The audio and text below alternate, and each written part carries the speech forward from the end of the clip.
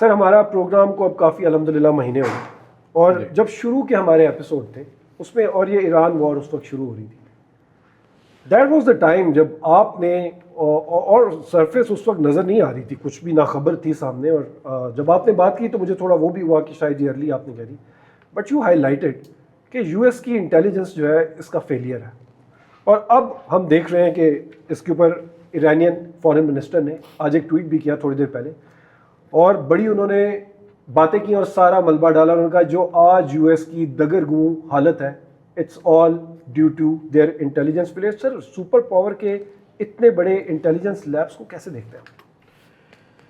बात यह है कि इंटेलिजेंस लैब्सेस जो हैं वो इंटेलिजेंस जितनी भी मुल्कों के अंदर जो भी इंटेलिजेंस है उनकी ये हिस्ट्री का हिस्सा होती हैं। ये काम भी जैसे प्रोज एंड कॉन्स होते हैं, जैसे आपकी सक्सेसेस एंड डिफीट्स होती हैं, जैसे आर्मीज़ की कुछ स्ट्रैटेजी ठीक चल जाती है और कुछ गलत हो जाती है, ये इंटेलिजेंस लैप्सेस एंड फेलियर्स भी it's a part of the intelligence work. जो एजेंसीज काम करती हैं ये भी उनका काम होता है।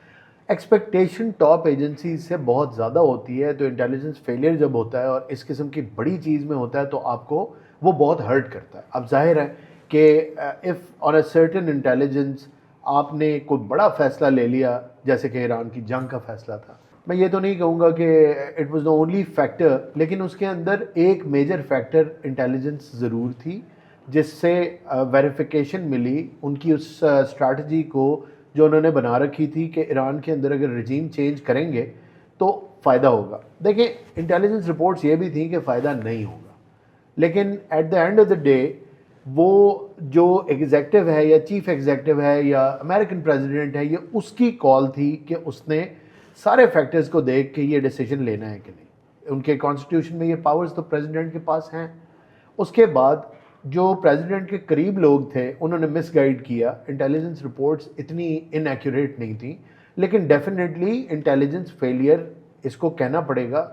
आपने जिक्र कर दिया कि मैंने कहा था, बिल्कुल ये इशारा भी इसी चीज़ की तरफ कर रही थी, क्योंकि मैं कॉम्प्रिहेंड नहीं कर पा रहा था एट दैट टाइम कि result right from the start ही उनकी जो प्रोजेक्शंस थी या जो उनके एस्टिमेट्स थे उसके बरखिलाफ आने लग गए थे।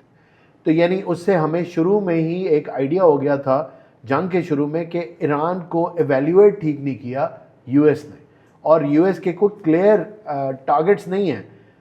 उस पर मैंने एक और कमेंट दिया था, ये क्यों हुआ जानना ये भी बहुत ज़्यादा ज़रूरी है। वाई दिस हैपेंड, ये आप मेरी बात याद रखें।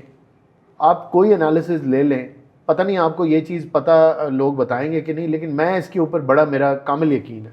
यूएस की एक इनहेरेंट एरोगेंस है, सुपर पावर है, और उनको लगता है कि उनके लिए हर काम करना भी आसान है, हर फैसला लेना भी आसान है, और अगर मुश्किल तरीन फैसला भी ले लें तो they can get away with anything, but not this time around. I also remember that in the start I also said कि it will be a case study for the US. It will be एक ऐसा lesson होगा US के लिए जो उसने पहले कभी जो है इस तरह की कोई चीज़ नहीं देखी होगी। ईरान का एक एक्सपीरियंस होगा यूएस के लिए, it will be an Iranian experience. मेरे ये भी एक कमेंट बड़ा वायरल हुआ था, तो उसके ऊपर मैं स्टिल कायम हूँ। और ये तब भी मैंने इसीलिए कहा था कि ज़ाहिर है अगर मैंने ईरान को इस तरह रीड कर रखा है तो फिर यूएस को भी ईरान को इसी पैराए में रीड करना चाहिए था। You must know your enemy. Sun Tzu कहता है कि आपको अपने दुश्मन का पता होना चाहिए। तो अमेरिकन के केस में ये बहुत बड़ी शॉर्टकमिंग थी। They did not bother. उन्होंने कहा जैसे सबके ऊपर हमला किया and we got away with it, Iran के साथ भी यही होगा, लेकिन नहीं हुआ, प्रॉब्लम हो गई।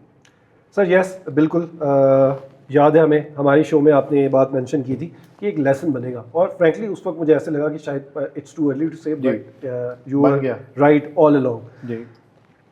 सर आर्मी की जहाँ बात आती है, डिसिप्लिन की बात आती है, हमने तो यही देखा और हम यही एक्सपेक्ट करते हैं, और डिसिप्लिन भी ऐसा इमैकुलेट किस्म का, और सुपर पावर की आर्मी हो, एक एयरक्राफ्ट करियर है सर, उसके अंदर अब रिपोर्ट्स और तस्वीरें सरफेस कर रही हैं कि ब्रॉल टाइप कोई चीज़ हुई है अमंग द सोल्जर्स, आपस में फ्रस्ट्रेटेड हैं, लड़े हैं, नाइफ्स निकाल के एक दूसरे के ऊपर हमला किया है।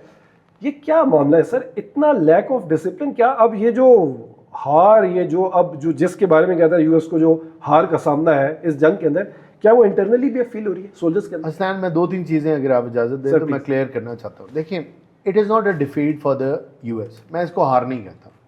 मैंने जितनी भी दफ़ा कहा है, देखें इस किस्म की जंगों में ना कोई क्लियर विक्टर्स नहीं होते, तो इस जंग में भी आपको कोई क्लियर विक्टर नहीं मिलेगा। बट लोग एज्यूम कर रहे हैं कि ईरान जीत गया, उसकी रीजंस हैं, हमें वो रीजंस जानना बहुत ज़्यादा ज़रूरी है before I answer your question. Reason ये है कि यूएस से एक्सपेक्टेशन बहुत ज़्यादा है। जिस इनहेरेंट एरोगेंस का मैंने जिक्र किया वो यूएस की एक लिहाज से ठीक भी है। देखिए, हिस्ट्री दुनिया की सबसे बड़ी मिलिट्री पावर है, दुनिया की नंबर 1 एयरफोर्स है, दुनिया की सबसे ज़्यादा एडवांस्ड आर्मी है, टेक्नोलॉजिकली बेहतरीन है, और जंगों के अंदर ये सारे के सारे जो प्लस पॉइंट्स हैं या ये सारे के सारे जो बॉक्सेस हैं, इनका टिक होना बहुत बड़ा मानी रखता है। लेकिन एक चीज़ और इसमें है, वो है मोराल। ठीक है, आपका जज्बा।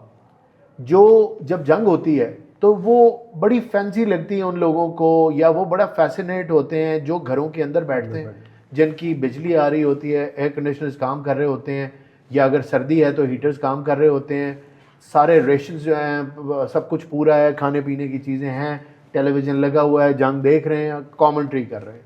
It is very easy, but fighting a war is very difficult, बहुत मुश्किल काम है।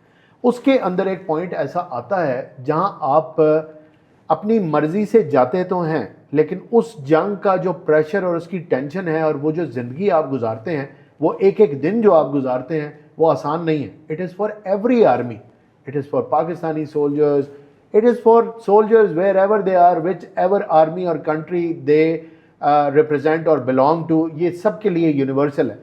While you are in a war, while being in a war, वो सिचुएशन बड़ी ख़राब है, उसके अंदर एक चीज़ काम आती है, आपका मोरल, आपकी मेंटल टफनेस, वो आपको लेके चलती है। फिज़िकल ख़त्म हो जाता है, आप उस एक बैरियर को पार कर लेते हैं और उसके बाद आपकी विल आपको चलाती है। कौन चाहेगा कि उसको 24 घंटे ये ख़तरा रहे कि मैं अभी मर गया, कि मैं अभी मर गया, फिर भी आप यूनिफॉर्म पहन के अपनी जगह पे यू होल्ड योर ग्राउंड। यह आसान काम नहीं है, और आपको पता हो कि आपके प्यारे, आपकी फैमिली, आपकी ज़िंदगी दाव पे लगी हुई है, and you still hold your ground. वो एक कॉज, वो एक जज्बा, उसकी बात हो रही है ना। जब वो टूट जाए तो फिर आप सोल्जर नहीं रहते,